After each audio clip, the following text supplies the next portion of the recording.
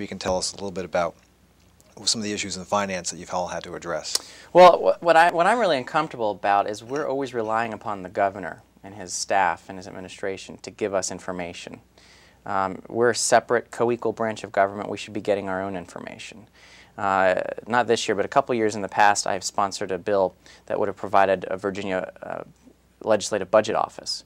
You know, in the national government, you have the president and the executive branch have the Office of Management of Budget. But on the legislative branch, you have the Congressional Budget Office. Right.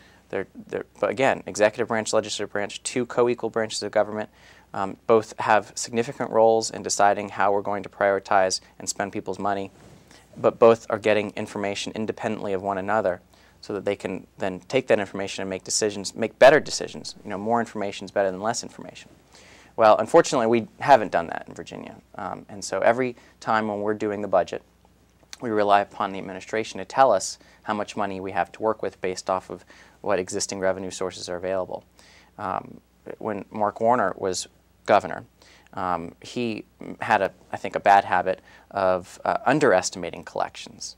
And so then when it looked like we had greater needs than what money was available coming in to pay for those needs, the sky was falling, the sky is falling, we need to raise taxes, and that's what we did in 2004. Of course, 2 weeks after that vote, we suddenly found $350 million. And then the next year found another 1.6, and the next year found another 1.3 billion. But what you had now with Governor Kane is kind of the opposite happening. Is he was overestimating collections so that I guess he could spend more money, create new programs, maybe do something for his legacy.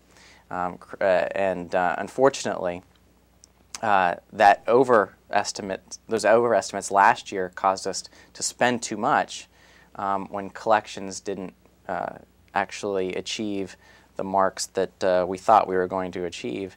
And so in the two-year budget last year and the year before, we spent too much. And now we're having to backfill and deal with the shortfalls from last year from the existing budget cycle, as well as now, at least we're doing the next two-year budget.